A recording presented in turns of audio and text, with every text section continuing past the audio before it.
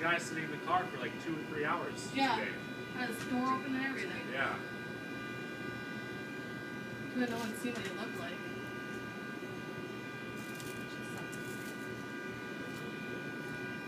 Oh yeah.